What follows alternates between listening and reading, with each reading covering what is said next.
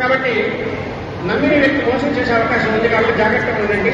విద్యార్థులకు అధిక శ్రమతో మంచి ఫలితాలు పొందుతారు. పుత్రస్థానంలో ఉన్న వారికి మనస్పర్ధలు కలిగే సూచనలు ఉన్నాయి. రాజకీయ నాయకులకు అనుకూలమైనటువంటి కాలం. ప్రజల ఆదరణను పొందుతారు. గతంలో చేసిన తప్పులు పశ్చాత్తాపం సరిదిద్దుకునే రంగంలో వారికి మంచి గుర్తింపు వస్తే ఆర్థికంగా పొందుకుంటారు. ఈ రాశి వారికి అదృష్ట సంఖ్య 8. సోమం, మంగళ, శుక్రవారం యోగపడము. వీళ్ళకు ప్రతికూల సానుకూలంగా స్తోత్రం పారాయణం చేయడం వల్ల ప్రతి గురువారం దక్షిణామూర్తి వారికి అర్చన చేయడం, కంటిపాటల వరదాస్వానికి అభిషేకం చేయడం వల్ల వీళ్ళకి మంచి ఫలితాలు వస్తుంది. కుంభరాశి గరిష్ట 3-4 పాదాలు, శతపక్షం 1-2-3-4 పాదాలు, పూర్వభాద్ర 1-2-3 పాదాలు.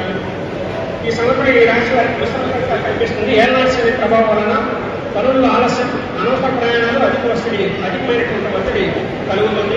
ఉద్యోగ విషయంలో అధికారులకు ఒత్తిడి ఎక్కువగా ఉన్నప్పటికీ కోరుకున్న ప్రమోషన్లు లభించి విజయాన్ని సాధిస్తారో విశేష ఆదరణ పొందినటువంటి శంకటహర చతుర్థి ఈ మధ్య ఎక్కడా లేదు. మన దేవాలయంలో ఆదరణ పొందినటువంటి విధంగా ఈ శంకటహర చతుర్థిని ఖచ్చితంగా చేసుకుంటే వీళ్లకు మంచి ఫలితాలు వచ్చేటువంటి అవకాశం ఉంది. చేసుకుంటే వీళ్ళకు మంచిది.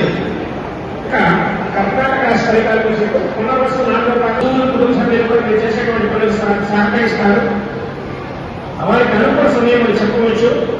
ధనాన్ని ఎక్కువగా ఖర్చు చేస్తారు. ఈ రాశి వారికి అదృష్ట సంఖ్య 2. ఆది, సోమ, శుక్ర, శనివారాలు యోగపడాలు. ప్రతి గురువారం దక్షిణామూర్తి ఆరాధన. ఆర్థికంగా మంచి ఉన్నత స్థితి కూడా చేరుకుంటాయి.